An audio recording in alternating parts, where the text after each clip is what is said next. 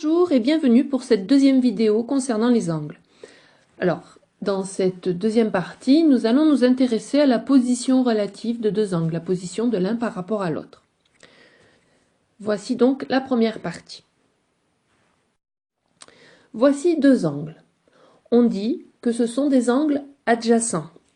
Dans le langage courant, on utilise le terme d'adjacent pour parler de maisons adjacentes par exemple, c'est-à-dire des maisons qui sont l'une à côté de l'autre. Ici, les deux angles sont l'un à côté de l'autre. Pour être des angles adjacents, deux angles doivent remplir trois conditions. Déjà, ils doivent avoir le même sommet.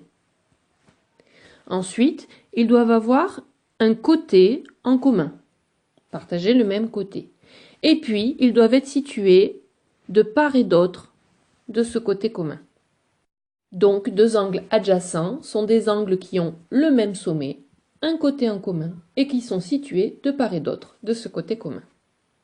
Voici maintenant deux angles opposés par le sommet. Alors, comment est-ce qu'ils sont disposés? Eh bien, tout simplement, on constate que les côtés d'un angle sont dans le prolongement des côtés de l'autre. Tout simplement, ces deux angles sont formés par deux droites sécantes, la droite AB et la droite CD qui se coupent en E. Donc, deux angles opposés par le sommet sont des angles qui sont formés par deux droites sécantes. On remarque que deux droites sécantes forment deux paires d'angles opposés par le sommet, puisque les deux angles représentés ici sont eux aussi opposés par le sommet. Voilà, dans cette vidéo, tu as appris à reconnaître des angles adjacents et des angles opposés par le sommet.